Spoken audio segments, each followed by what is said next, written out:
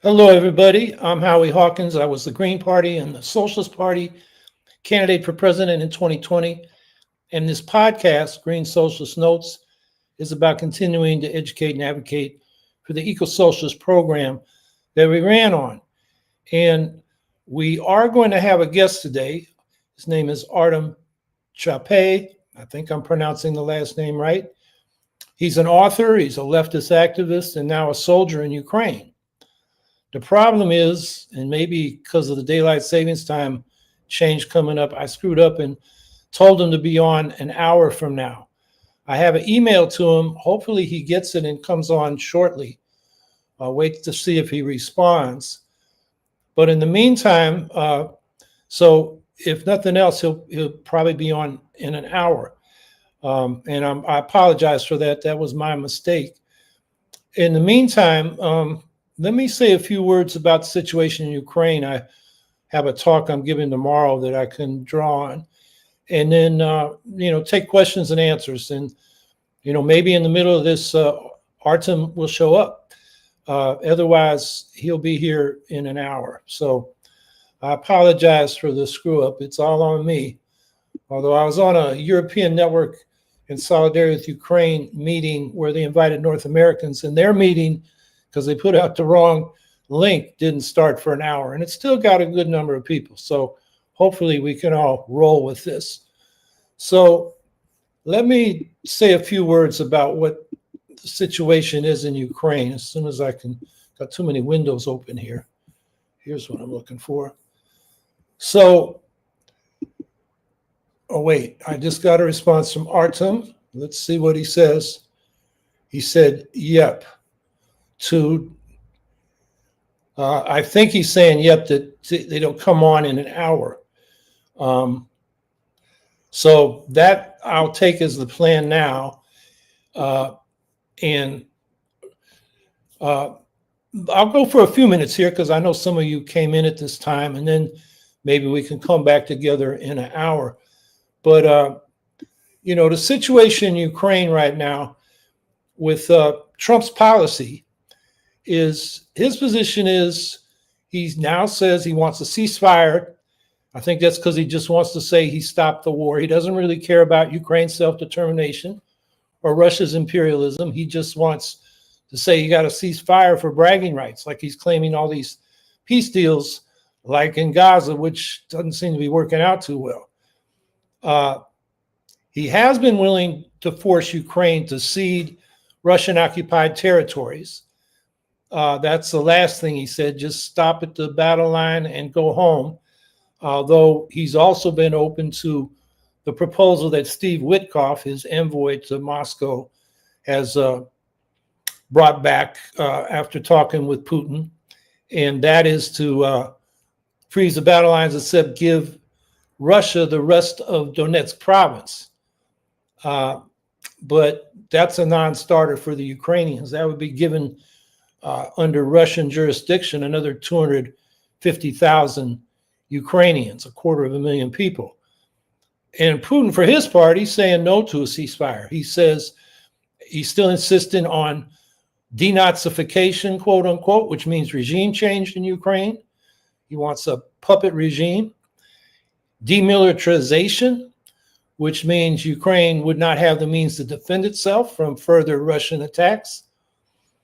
And then really the bottom line, when they say root causes, when Putin or Foreign Minister Lavrov says root causes, they're really going back to their December 2021 demands in peace treaties they proposed that NATO retreat to its military footprint that it had in 1990 when Germany reunified.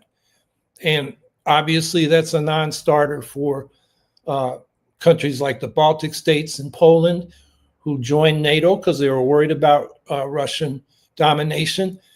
And, when Putin made that demand in December 2021, he was basically saying, or else. And the or else was the 200,000 or so Russian troops amassed on Ukraine's borders. And the or else was they would invade. And that's what happened. So Zelensky's position, the Ukrainian position is they want to cease fire, and then they want to resolve the status of the Russian occupied territories by a diplomatic process. They won't legally cede the occupied territories, but they're willing to, stop the war where it is now and then pursue those territories diplomatically. And Trump has, been swinging back and forth between publicly pressing Zelensky or Putin.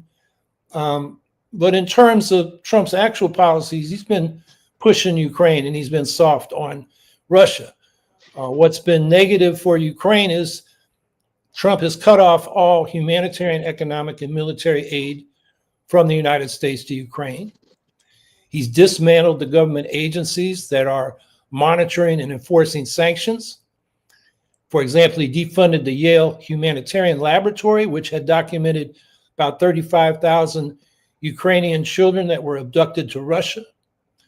On tariffs, he's got a 10% tariff on Ukraine, no tariff on Russia. He's threatened but didn't sell the Tomahawk missiles and other long-range missiles to Ukraine. And, we call that taco. Trump always chickens out. And he's also tacoed on threatened sanctions and weapons sales, especially after he has a conversation with Putin. Now, what's still positive for Ukraine is the U.S. is still sharing intelligence on Russian military positions and assets within the occupied territories, and now are providing targeting intelligence for strikes inside Russia. That's been going on for a month now. Actually, that's more than Biden ever was willing to do.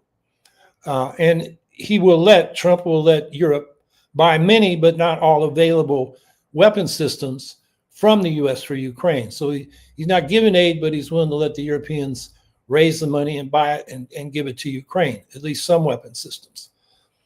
And now the most recent news was the oil and gas sanctions on the two largest Russian oil and gas companies, Rosneft and Lukoil. And those are already having an adverse impact on Russia, although they haven't been implemented by the U.S. They won't be until November 21st, if they are at all. Russia's fossil fuel exports have provided between 30 and 50% of its government revenues over the last decade, since its first invasion began in 2014. And since the full-scale invasion, those revenues have basically covered the whole cost of Russia's military invasion, which are their defense budget, their military budget is 40% of the Russian state budget this year. So it's significant. The oil and gas sanctions can really cripple Russia's military machine. And what these sanctions would do is seize Rosneft and Lukoil assets in the U.S., and there are some, but they're not that significant. But the real bite would come from secondary sanctions that would target any shipper, insurer, buyer, refiner, or bank anywhere in the world that participates in Russian oil and gas export transactions. And basically, these secondary sanctions would shut these companies out of the international dollar-based payment system.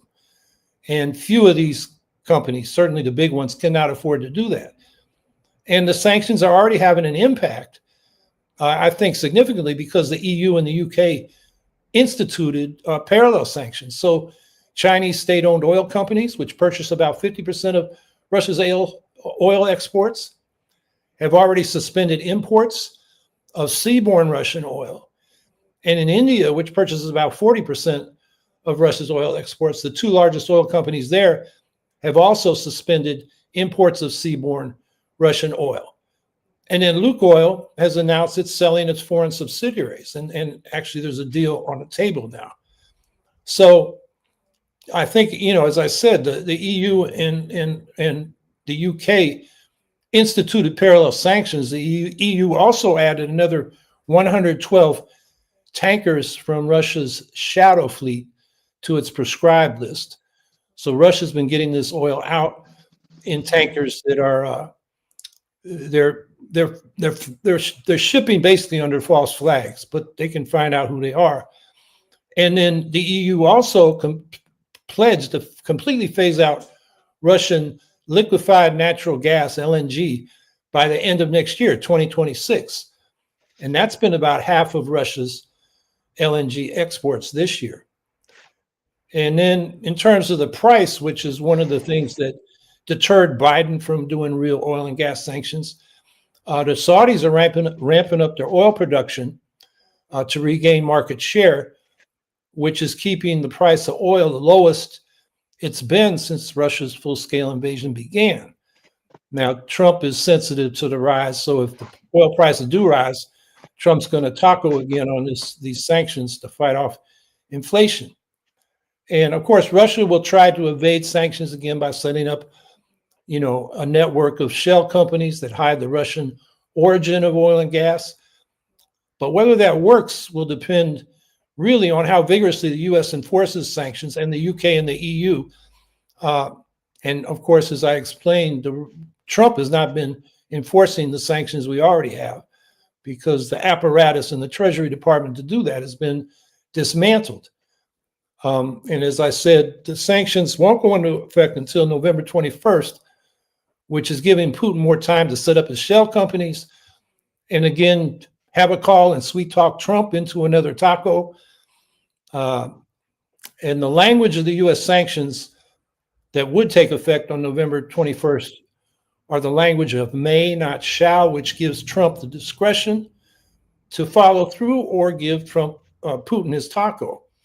And so the other thing that happened this week, Trump talked with President Xi Jinping of China on Thursday about Ukraine, and Trump said that they talked a long time and they were, quote, going to work together to get something done, but no details were provided. And I think we should be aware that Trump is trying to enlist Xi to pressure Putin in Ukraine to accept the partition of Ukraine along the current front lines, as Trump is now proposing. But there's no indication Xi said he would join Trump in that pursuit. So the bottom line is that the oil and gas sanctions from the EU and UK are going to hurt Russia, even if Trump tacos again on these sanctions. U.S. participation would really cripple Russia's military machine, the finances it needs. So that's where we're at in terms of the Trump policy. So, there's posturing, and it actually has had an effect this time because the EU and the UK have already instituted these sanctions, but whether the US will or not remains to be seen.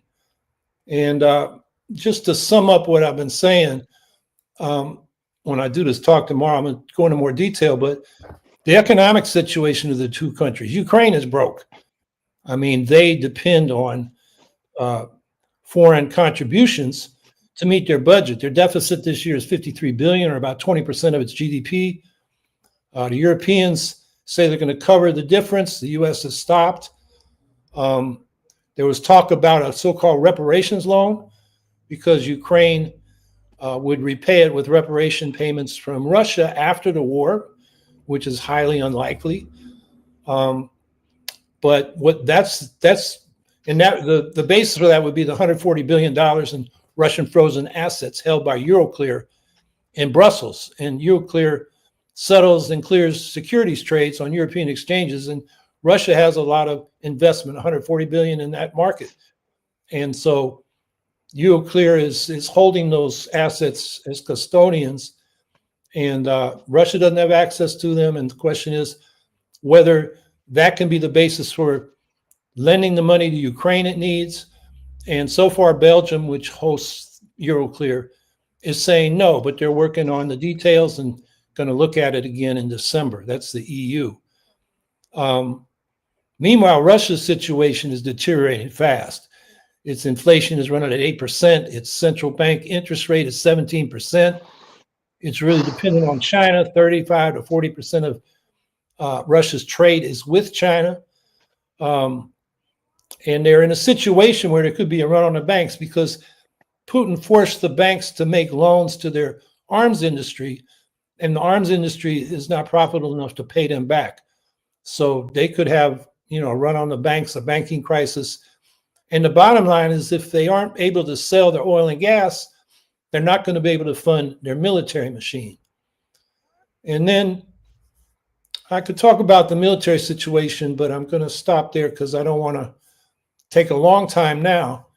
And maybe we can take some questions and answers that come out of, or questions and comments that come out of this discussion, and take it from there. I guess Artem Chapeye will be here at 4 o'clock Eastern time. Oh, he's here. Yeah, I'm already here. That was very informative. I was looking at my notes. Okay, well, why don't we just go straight to, well, you've been here 10 minutes. You've been hearing me blabber on for 10 minutes. No, that's fine. That was very informative, because I must say that I didn't know the whole situation, like the global context. So it was informative for me as well. Thank you. Okay, well, thanks for coming on. As I explained at the beginning, I screwed up on the time. That was my fault. So let me introduce you, and we'll get into it. Artem, now, first of all, I've heard different pronunciations of your last name. Chapeye, Chapeye, what? How do you pronounce it? In Ukrainian, it's Chapay. Okay, I'll say it in Ukrainian. Artem Chapeye is a Ukrainian author. He's a leftist activist and now a soldier in Ukraine. Before Russia's full-scale invasion, he'd been a translator of Noam Chomsky, Gandhi, and Edward Said into Ukrainian. When the Russians attacked Ukraine, he took to task some Western intellectuals, specifically Noam Chomsky, for echoing Putin's excuses for the war, that there was supposedly a US-backed coup in 2014, and Russia was defending itself by seizing Crimea and its warm water port and naval base. And we have a link to the letter that Artem wrote that we'll put in the chat. And he elaborates on that in a book he just has out, which is called Ordinary People Don't Carry Machine Guns, Thoughts on War. It's 114 pages. You can read it in a few hours or listen to the audiobook in a few hours. I really highly recommend this. It'll give you a real feel for, what the Ukrainians are dealing with. And then we have a couple of the links to some reviews of the book that we'll get in the chat here. So just a little more about Artem. He traveled in North America in the early 2000s. And am I right to say you visited the Zapatistas? That was my main reason to travel, actually. So also, I didn't. Yeah. Go ahead. At the time, Zapatistas were doing their La Otra Campaña, the other campaign, because I think it was the time of the elections, but they wanted to do a march into Mexico City, and so I can't say I was part of the march, but I visited a lot. And at the time also there was the teachers movement, which became a popular movement all over the state of Oaxaca. So I participated in that as well. And I think actually it was both the United States and Mexico which more or less formed me as a leftist. I was really young at the time. I was in my early 20s. And also at that time, you ended up in New Orleans, as I understand it, working on Katrina recovery. And in fact, yes. And in fact, it was funded by the guy from he was from he used to be in the Black Panthers. And at the time, 2006, he was actually in the Green Party. And Malik he was supposed, yes. So I met him. He's an amazing person. Yeah, Malik ran for city council before Katrina and then Congress afterwards as a Green.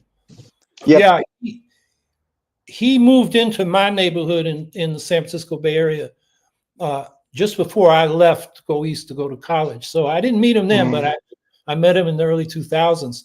So Artem probably knows much more about us than we know about Ukraine. And just to finish up the introduction, in the 2010s, Artem wrote several books that, received awards and recognition, and is also a journalist reporting on the war in Donbass. And then Russia invaded full scale into Ukraine, and Artem joined the armed forces. So, welcome to Green Socialist Notes, Artem. Thank you.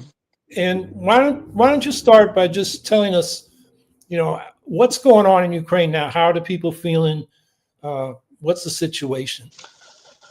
We are in the fourth year of war now. So evidently, many people are exhausted by the situation. On the other hand, it's sad to recognize that we start getting used to it. Like, for example, even now, my kids were watching some cartoons, and there was a Russian drone coming or a rocket, and my wife said, like, let's bring them out into the corridor very fast. So we did that. Then the rocket was intercepted by the anti-aircraft missile, and so they were able. And so we are kind of used to it now. It's very sad. You're used to living with risk. You're used to living with some limitations because of the martial law, and people are exhausted. But still, yes, as you said, like giving up is still not an option. I can go on and on about that, why it is so. So, Okay, well, I know you talk about this in your book. Why don't you tell us about your book? Why you became a soldier when you did. It also discusses why other Ukrainians did not. How different kinds of people are dealing with the situation.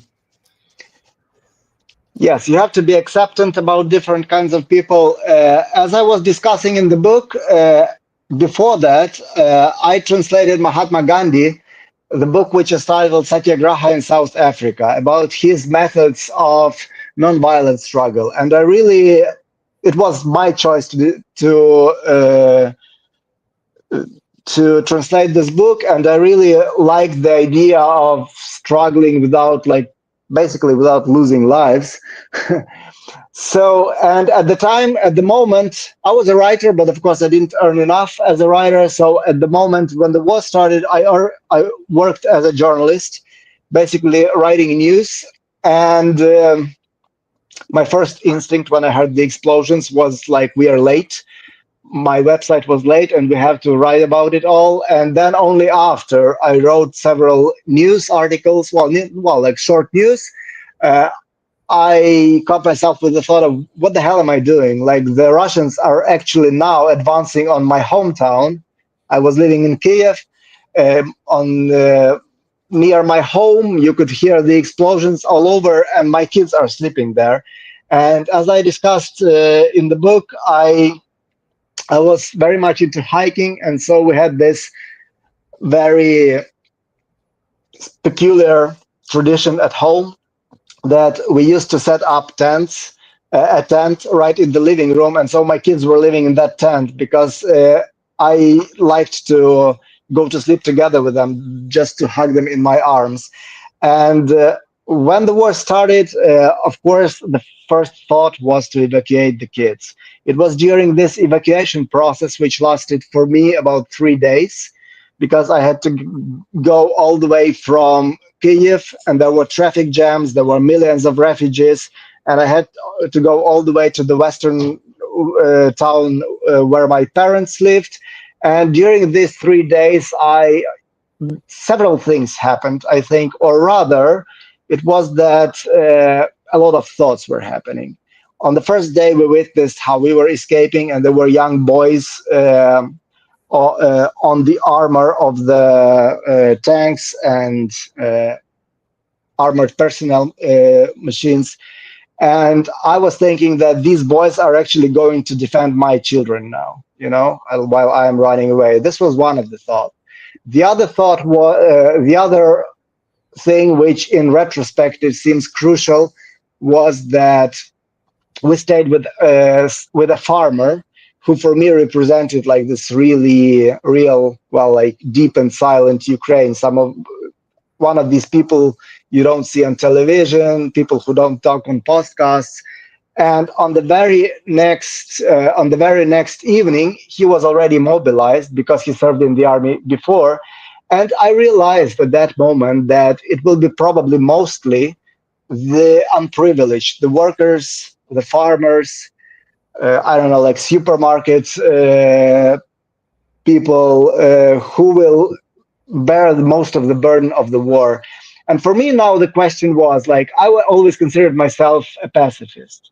But on the other hand, I always considered myself a leftist, and the leftists have to be with their people, with these workers, with the unprivileged. And do I want to use my privilege, or do I want to be with the other people?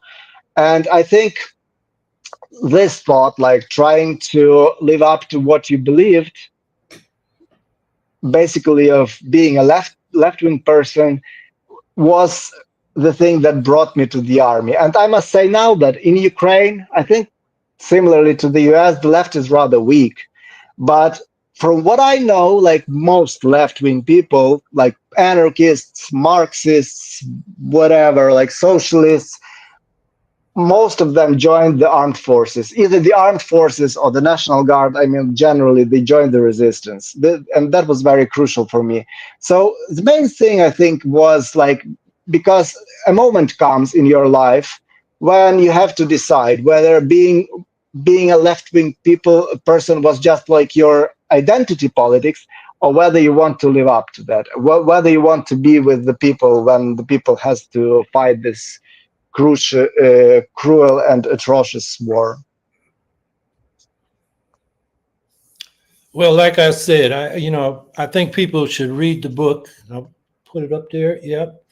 It's a short read, but it really gives you a feel for, what Artem and other people in Ukraine were going through. And it also answers some of the questions that some people on the Western left.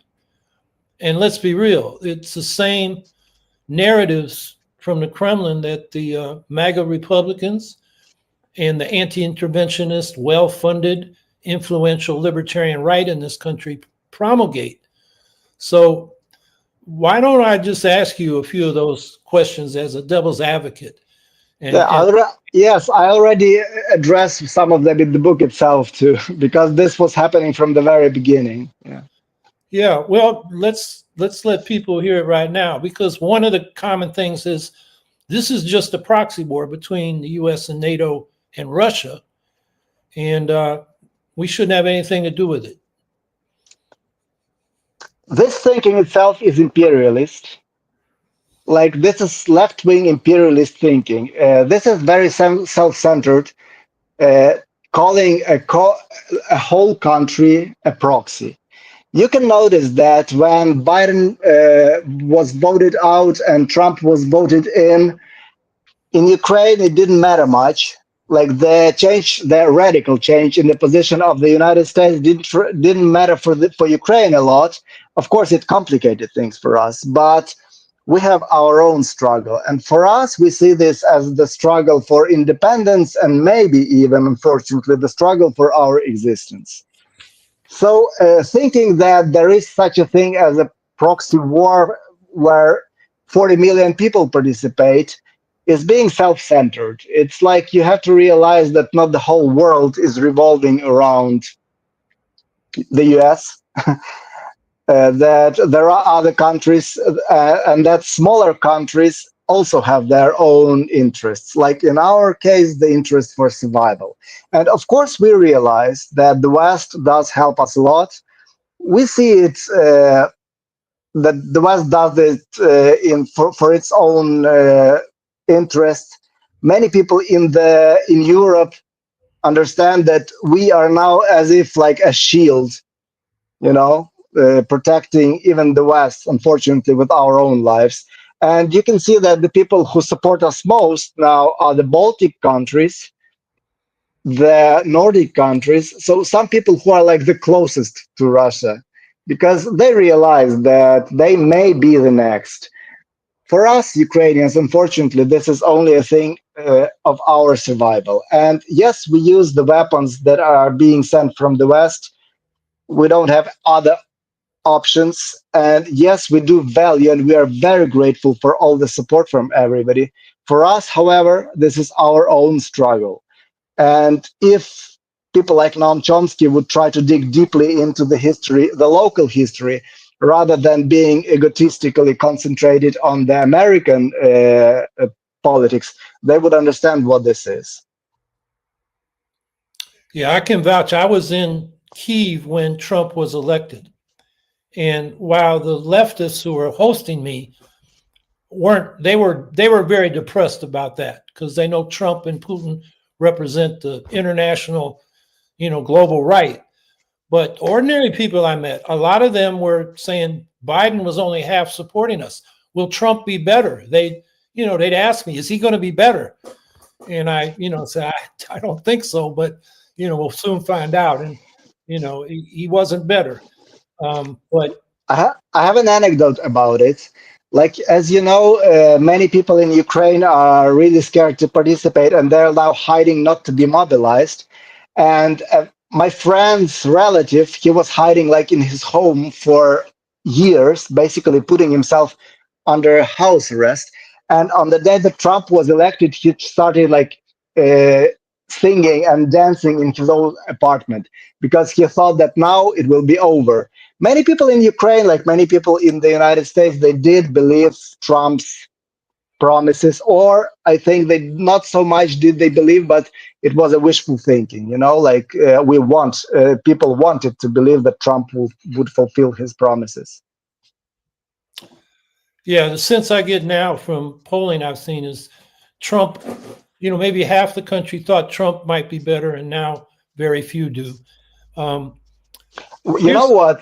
This is not about Ukraine, but I was following, of course, like many people in the world did, and the moment when I got scared was when I saw like some Vox Populi done by the BBC, which showed a lot of Hispanics and a lot of blacks who wanted to vote for Trump. This is something that I couldn't imagine happening, and this is when I started suspecting that Trump might actually win. That he was not only supported by the whites, by like the really religious people, as I imagined before, and this is really sad. And so in Ukraine too, there were some people who actually believed that Trump would come and, as he promised, he would end the war in one day, by putting pressure on Putin somehow. We couldn't imagine how, but we thought that he would. And so, yes, many people did have expectations. Alas, as you see, the war is still going on. yeah, another one of these narratives that we hear a lot about is that the Revolution of Dignity was really a CIA-backed Nazi coup, and the implication being Ukraine is not worth supporting. So tell us about your perspective on what happened in 2015. I was there, and I'm not a Nazi. I never was. We saw this, for example, who was it? Oliver Stone, whom I respect a lot for his movies like Platoon, for example.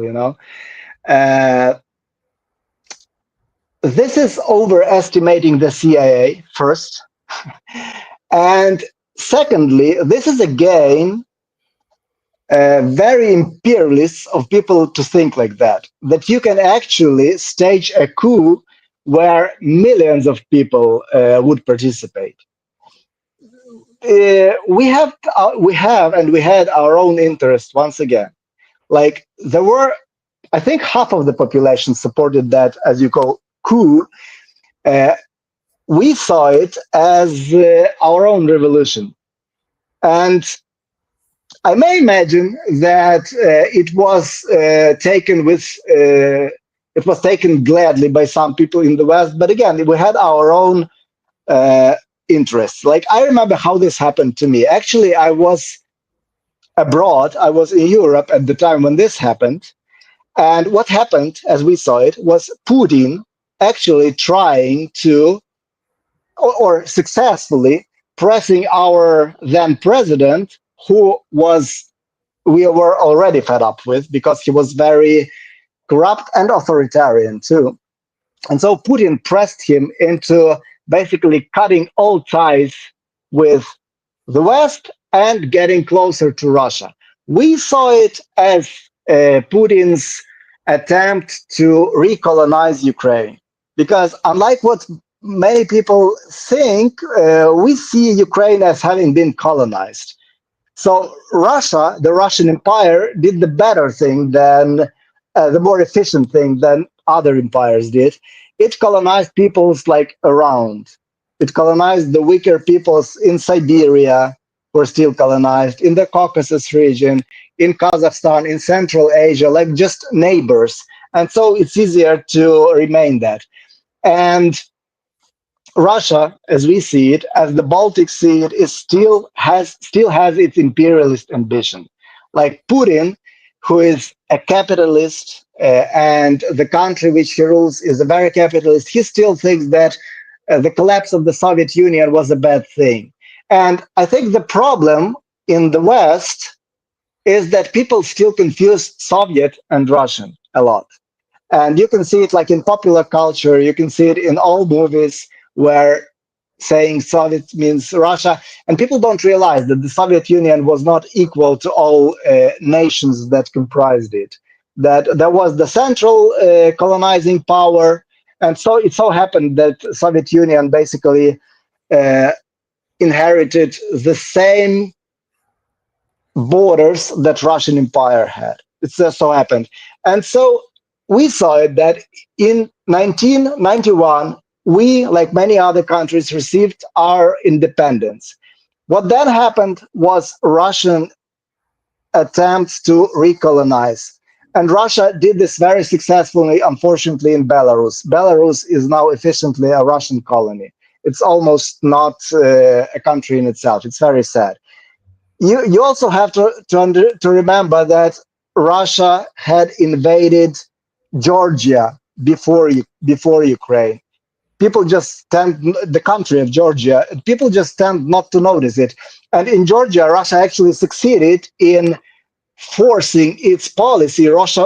Georgia became closer and more pro-Russian after the invasion. Unfortunately, that's very sad. And Russia also tried to do this after the Revolution of Dignity, which is the name I don't really like, but what some people call a CIA coup, which is like just ridiculous.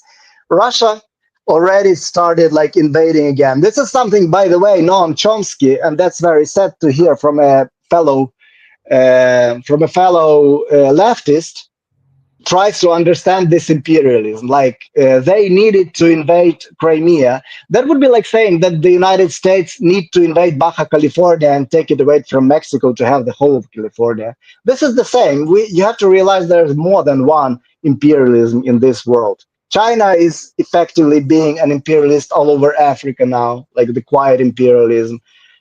The United States has had its share of imperialism, and Russia also.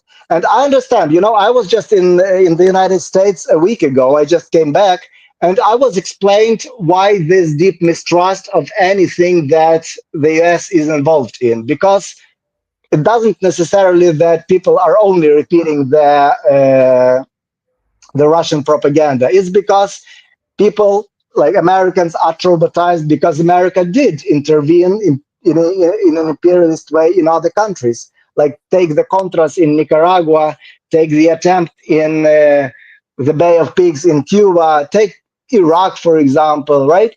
But this does not mean that everywhere that the US supports is imperialist now.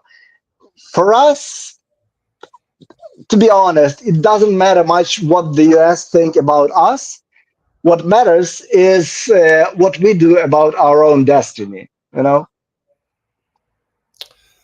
Yeah, amen to that. The Ukrainians have surprised not only Putin, but Biden as well. At the beginning of the war, the U.S. analysis was Ukraine would fall quickly, and it didn't. And then, once they showed some resistance, the U.S. sent them some weapons. But, it was always like if it was tanks, it took them 6 months to say yes. And, the ATACMS took them 2 years to say yes. Those are medium range missiles, because they were so afraid of Russian escalation. But, what more can Russia do? They're bombing civilian cities and they attack assault on the front lines every day.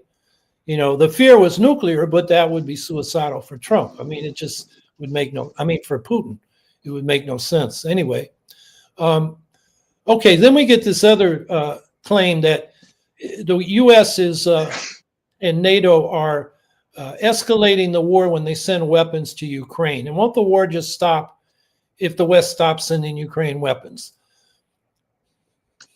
If Ukraine is left without weapons, I think we would have, like the world would have, a huge occupied Palestine or a huge occupied Tibet. And then, of course, it will be safe and easy, and one can feel morally superior and self-righteousness, like putting Ukrainian flags and trying to bring some humanitarian aid, because that's safer, right? We in Ukraine realize that we would have many people tortured, including myself, most likely. Like Putin said, like there were leaked data. I don't know how true they are, but it seems close to truth that Putin would try to eliminate like the intellectual elites or most people who actually would continue to fight. And that like there would still be guerrilla, but most likely whenever you have a guerrilla, governments don't support it because guerrilla tends to degenerate into terrorism, unfortunately, very often. And we're very lucky to still have organized resistance. So yes, if Ukraine is left without any arms at all, most likely Ukraine will be occupied. By the way, I am now writing a book trying to imagine what the occupation of Ukraine would be like. And I think that would be awful. I think it would be then easier to say that now, going to the embassies and like support Ukraine, free Ukraine, but that would be just talking. I was in America like in the beginning of the 2000s, and I saw a lot of these like waves flags, free Tibet. Did it make Tibet free? No, it didn't. Like, or you can now have a lot of flags. Like right now, I saw a lot of flags of Palestine. Does this make Palestine free? No, it doesn't. So yes, we could then sympathize with the poor Ukrainians, but the poor Ukrainians would be either turned into Russians forcefully, children would be re-educated, thousands of people or tens of thousands of people would be in prison. That would be the case. That would be like, I don't know, a dystopia for us Ukrainians. Yeah, and the U.S. has stopped sending weapons to Ukraine. They stopped for 7 months in 2023, 2024, and the war didn't stop. Putin escalated. And now Trump is not sending humanitarian, economic, or military aid. And, Putin attacks every day. So, and here one wants to ask, like fellow leftists, how does it feel to converge with Trump? Yes, and we've been trying to make that point. And somehow the people that advocate the same policy that Trump is implementing, no aid to Ukraine, won't admit that they have the same policy as Trump and the MAGA Republicans. And they call themselves leftists. I think they're pseudo-leftists now. That's very sad. Not only in the US, by the way. Recently, there was this atrocious speech by, I can't remember her name, but a British leftist who is very close to Jeremy Corbyn. She also said that we should stop all aid to Ukraine. Yes, you Is that Sarah Sultana? Yes. You would then be very much contributing to the genocide of Ukrainians, by the way. So I don't know how it's very sad to see how actually the far right and the left are converging. That's always very sad to see. Well, I can say in the U.S., the campus left that won't support Ukraine is very well funded. We have a group called the Eisenhower Media Network, which is former CIA and national security people who have a non-interventionist, quote unquote, neutral stance. They call for negotiations. They're funded by the ice cream magnate of Ben and Jerry's, Ben Cohen. And then Code Pink. Medea Benjamin has her own family foundation that funds that, which is, millions of dollars a year in funding. And the Party for Socialism and Liberation and their front group Answer have the backing of Roy Singham, who's a billionaire software tech magnate who is pro-Chinese government. He's actually working out of China now. And then there's another group called the Black Alliance for Peace that is funded by one of the heirs to the media empire in Atlanta. I'm trying to remember its name right now. Cox Media Empire. Yeah, I hope these are just names. In Ukraine, there is one group which is titled something like the Pacifists of Ukraine, and in fact, there's just two people. They have a website and social media, but it's two people. And I know one of them because he used to write bad articles about me one time, and at that time he worked for the corporate developers. So this is the type of people who tend to do this, is just getting money for anyone. This is unprincipled people. On the other hand, as I was mentioning, most of Ukrainian left-wing people are now in the army. Some of them have already died. The person to whom the book is dedicated, Yevgeny Osiyevsky, he died in 2003 in battle. And he was a very talented, people said he would be the future of Ukrainian anthropology. He was a very talented person who before that wrote very good articles for Commons. You probably, if you were in Ukraine, you probably know Commons. It's Ukrainian most prominent left-wing media. And this person, being a leftist, he participated in the resistance. Also from the West, we used to have a very good friend. I knew him by the call name Marcy. He was an Oxford graduate in history.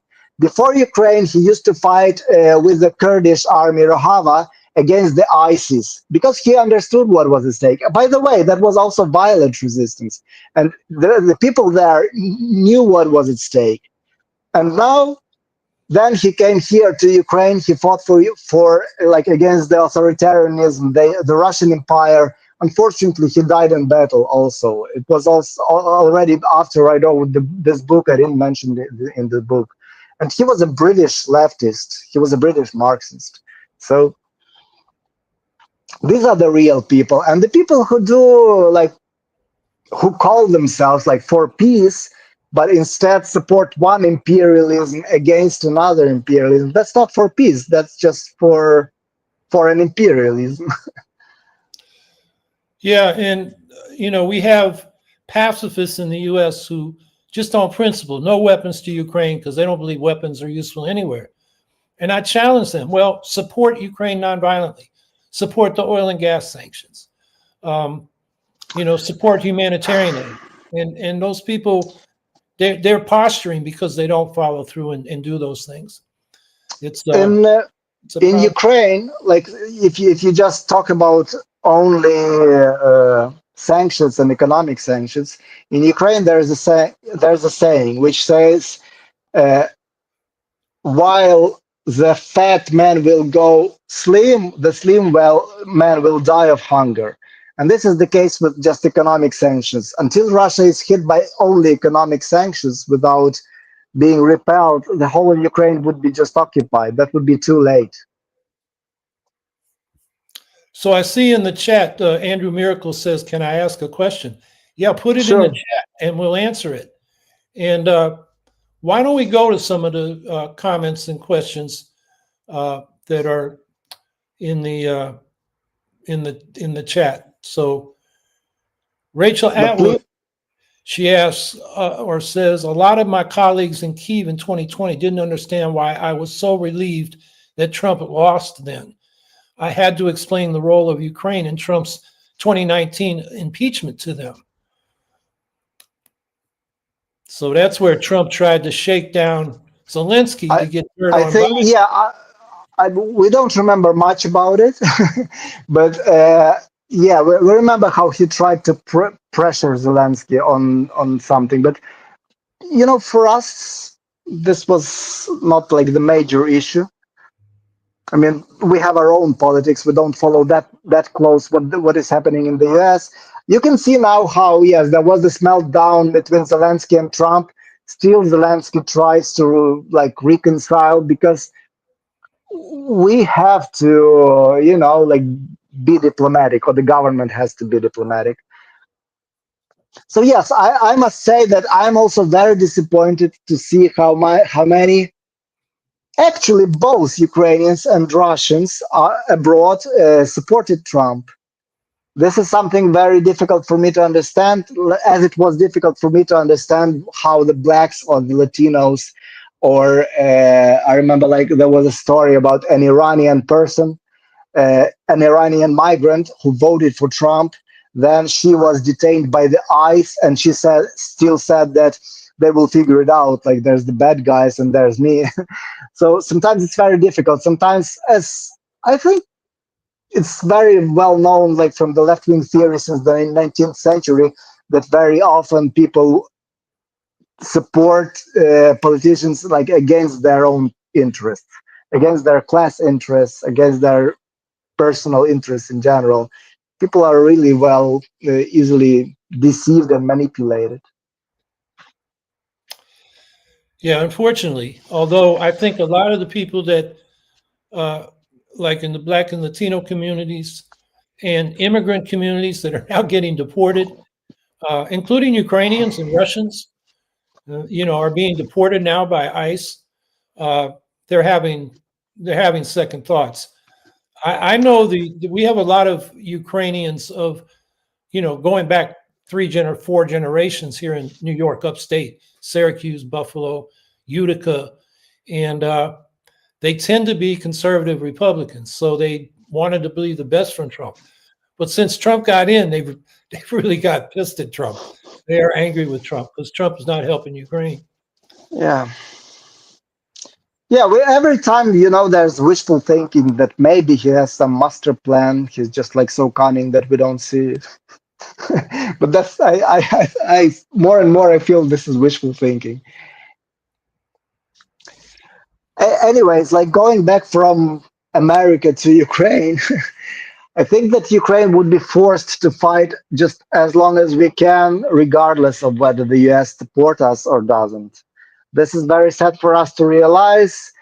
Uh, I never imagined myself being a military person. I'm now in the military for the fourth year, and as I was saying, I just came back from the United States. And every time you realize that, well, you cannot just quit. You cannot just, every time like people ask me when I go abroad, why don't you just stay there? You realize that this is where your life is, like, and you understand that, okay, if you run away, then your parents who are elderly can get under occupation. In the first months of war, I had this emotional feeling. My brother was under occupation for some time. Luckily, by the way, luckily he got from under occupation because the Ukrainian armed forces repelled Russia. That was in Chernihiv region, which was already taken largely, only on the roads though, but still. So he was like on the territory already controlled by Russia. And at the same time, we started learning about what was happening in Bucha when Russians actually killed civilians. And this is also another reason why we see that we cannot simply give up. It won't be even something like the British occupation, the British Empire in the beginning of the 20th century. No, it would be more brutal. We have already seen what can happen. And we actually see what is happening to Russian opposition, So even among empires, some empires are more brutal than others.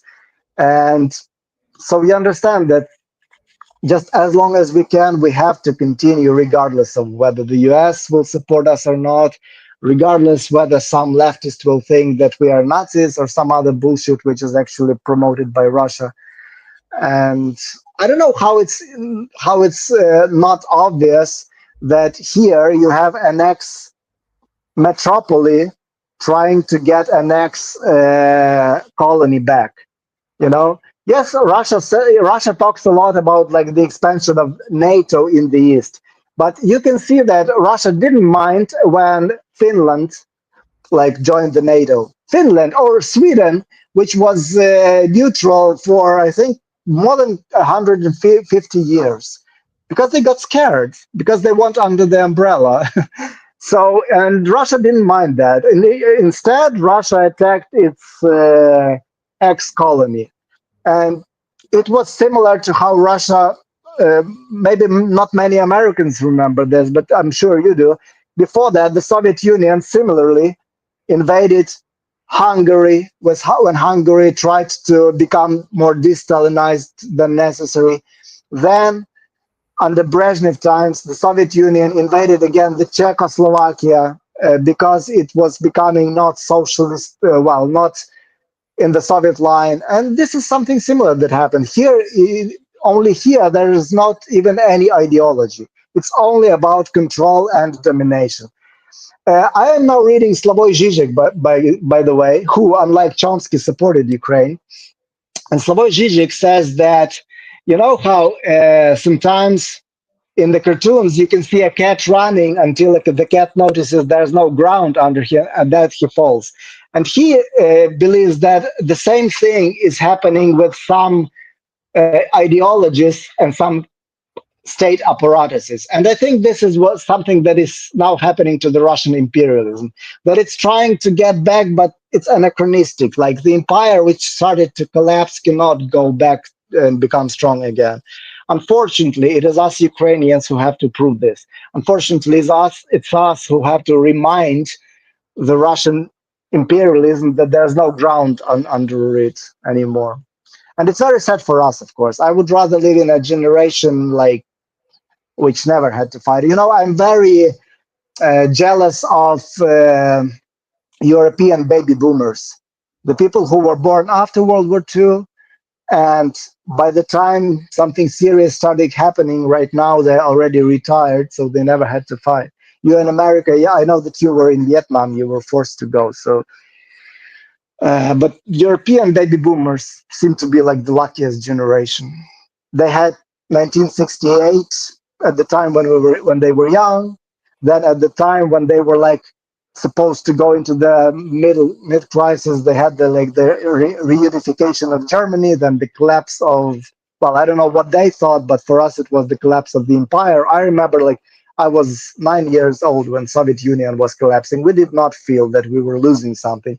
We felt that finally we have a chance to have our own, to make our own mistakes. We did a lot of mistakes. We will do a lot of mistakes, but finally, you know, we had the chance to do our mistakes, not to be dominated by anybody at all. And now it seems like this is coming back, like 30 years after nominal independence. It seems like the empire still cannot understand that that's already another country, and it's very different.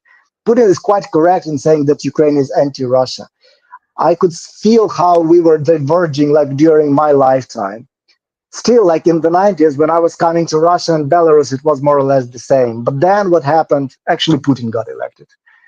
And every time in Russia, there were like mass protests. They lost, they were repressed. Whereas in Ukraine, almost every time there were mass protests, like really mass protests, they didn't win like 100%, but there was some movement. There was some movement towards something better, I feel. Let's go to another question or comment. Rachel Atwood, people who yell the loudest about multipolarity are mostly just arguing in favor of Russia's right to dominate its neighbors. China doesn't demand legitimacy, it takes it. Yeah, multipolarity is I agree. Yeah, go ahead.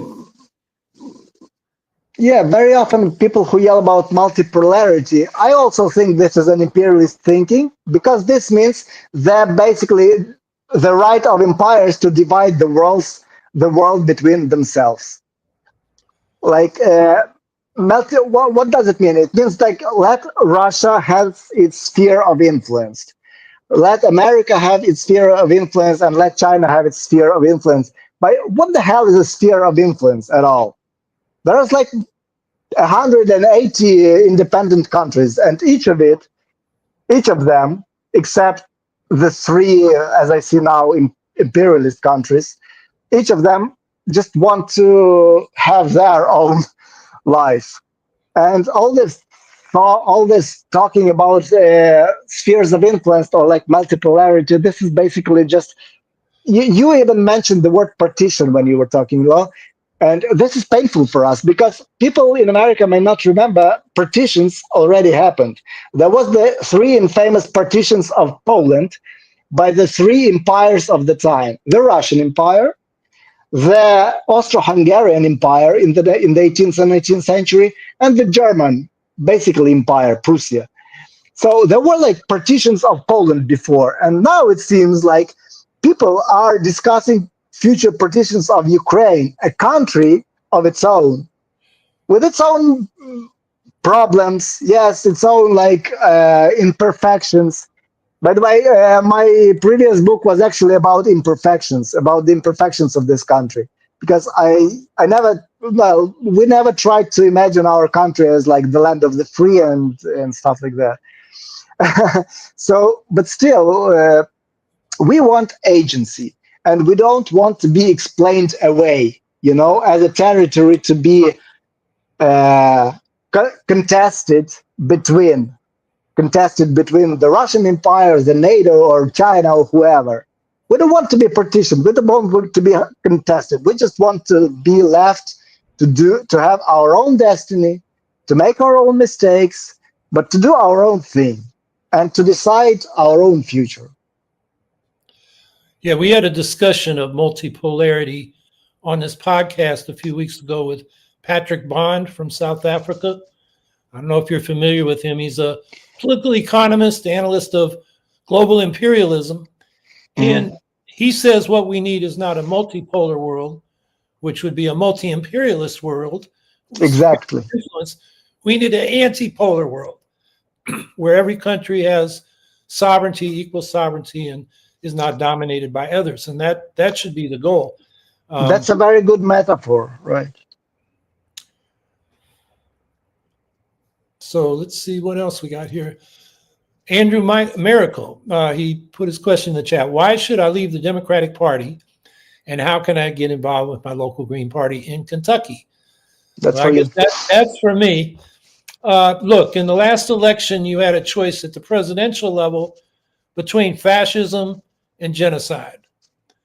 And that's not an option. We need an alternative, whether it's foreign policy, domestic policy, where austerity has been bipartisan under neoliberal domestic policy for more than 50 years now, since Carter came in.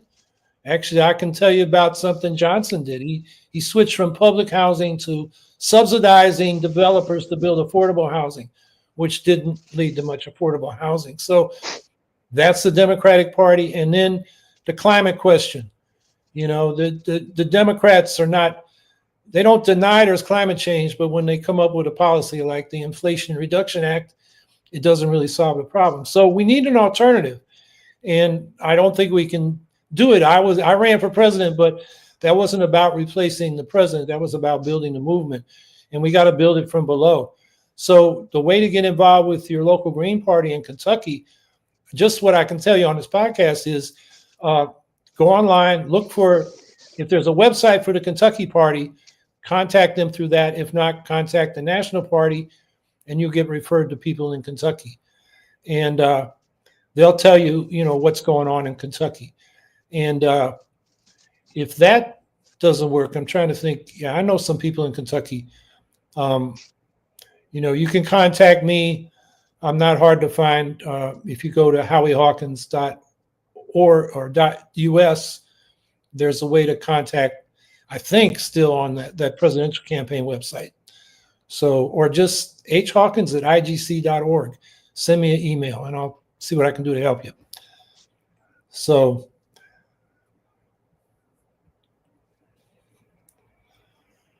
that's the signal to wrap it up. We've been here an hour.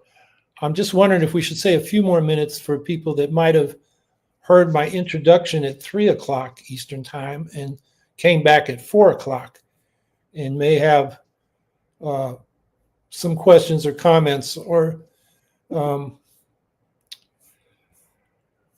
it's hard to tell on this format if many people did. But well, maybe we should wrap it up. Artem, I'm apologize again for the beginning. I didn't have the screen where we were. I was just looking at my notes from this other talk I got to give. But anything else you'd like to tell people that we haven't covered yet? Well, I just want to express my gratitude to everybody who tries to understand, to everybody who supports us, and I think to everybody who tries to look beyond what I call identity politics, and beyond campism, and just try to understand what the situation is. There are very, very easy ways, just like sometimes maybe just reading Wikipedia that helps sometimes. Because very often people do repeat, like the problem now I feel is like this clip thinking, where you hear one phrase and sometimes it sounds very good and you start repeating that phrase. Oh, it's sometimes very good to have a broader context. And that's simple. Yeah. Any encyclopedia where you can read the history of what was happening, like just going from link to link, but like normal stuff, not conspiracy theories. I would say like that just general knowledge sometimes is enough to understand, because it seems to us that the situation is pretty obvious. The situation is obvious. From our point of view, we have received independence. We were one of 14 countries to receive independence at the same time. And then Russia started Russian Empire, which is still tries to be, started to take claim on those territories, not only in Ukraine. It had already started doing that in Georgia. It has been interventionist in both Armenia and Azerbaijan. It tries to dominate in Kazakhstan. It basically recolonized Belarus. By the way, invite a Belarusian person, maybe a Belarusian leftist.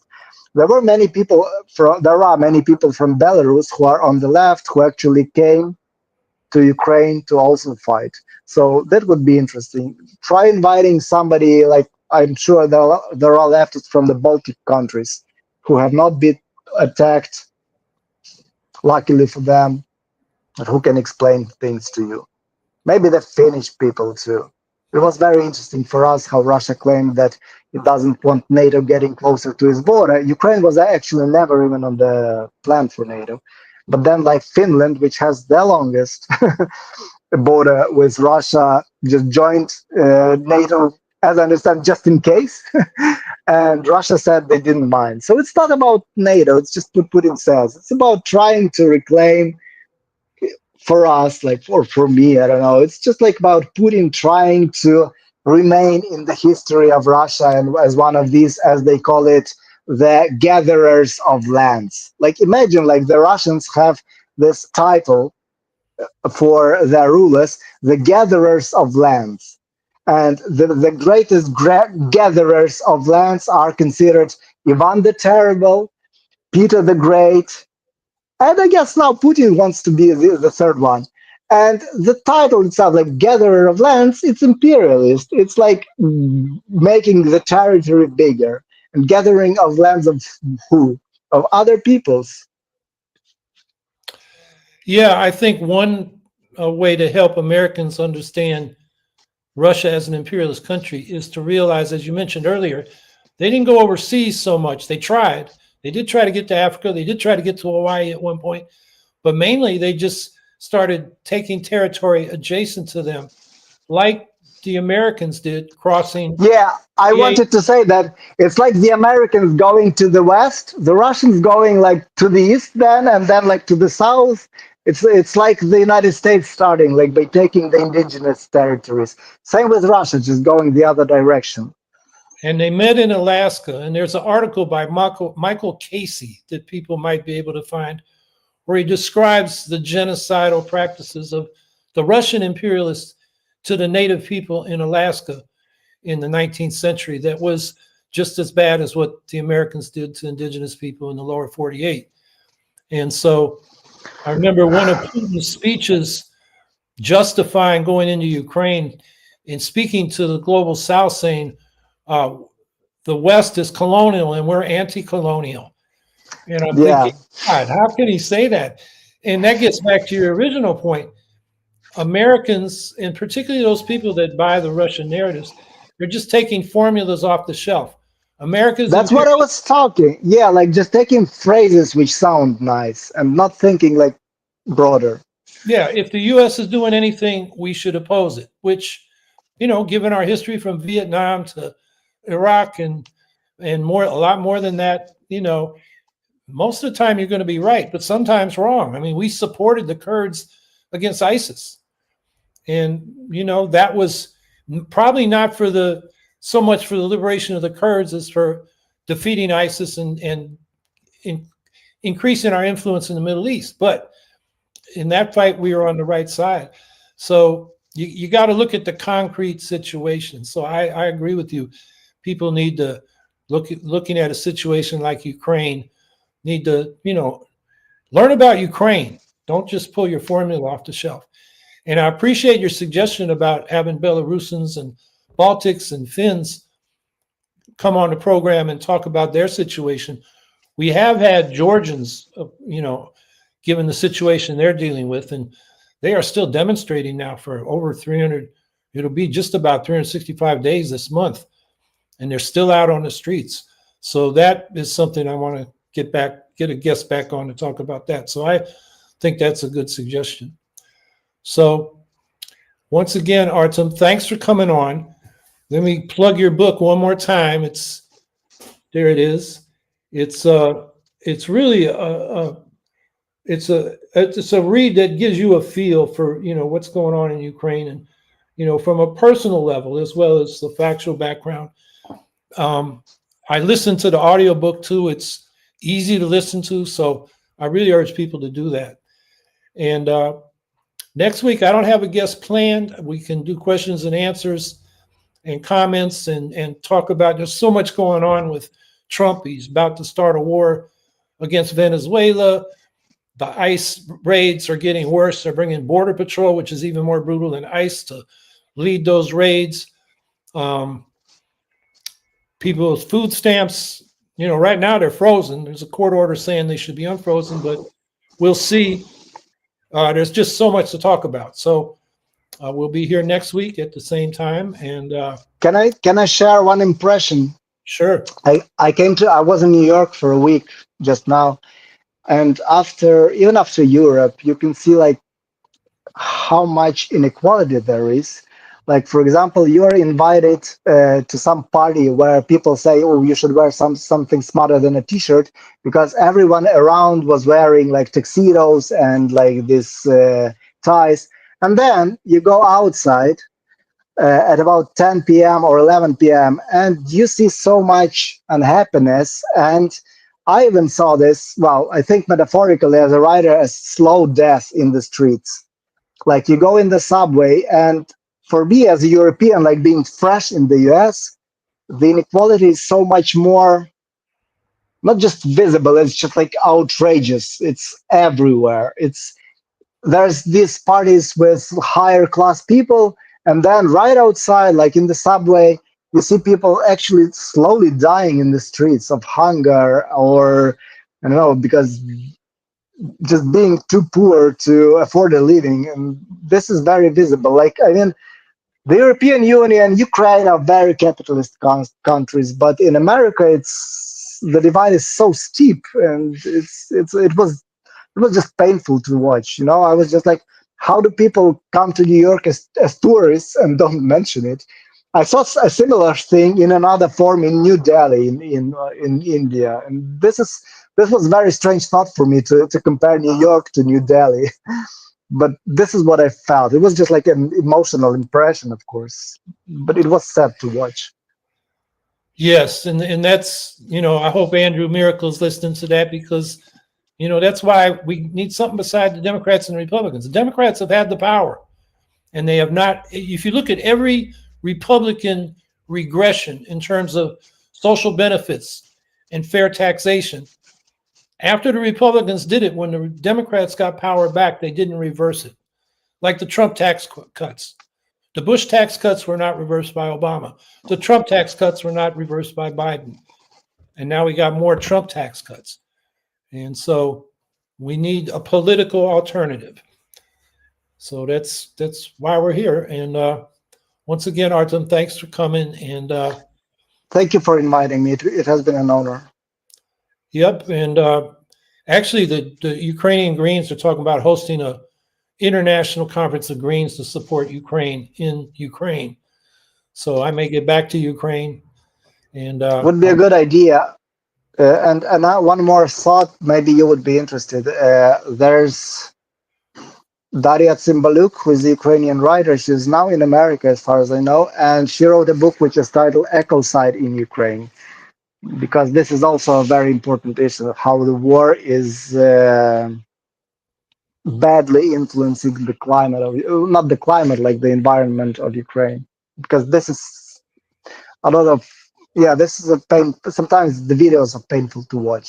Yes, people die, but then you see like burnt animals or burnt woods because of the war. Also sad. Yeah, the toxic chemicals, the landmines. It's Of course, the landmines. Like, I have been a hiker, and now I don't know when I'm gonna hike in Ukraine. Only maybe in the areas that were never under the Russian occupation, where there was never any fighting. Like the east is impossible to just walk now. It's just dangerous. Yeah. Okay, let's finish. And thank you again for invitation. Thank you again for inviting me on your podcast. Thank you. It was a real honor for me. And say hi to Malik. I think he doesn't remember me. I was one of like 1,000 of students volunteering there, but still. Yeah, if I get in touch with Malik, I will definitely give him your regards. And everybody stay active this week. As I always say, you're going to feel a lot better about things if you're working with other people and taking action than just sitting on your screens and reading the bad news. So everybody have a good week.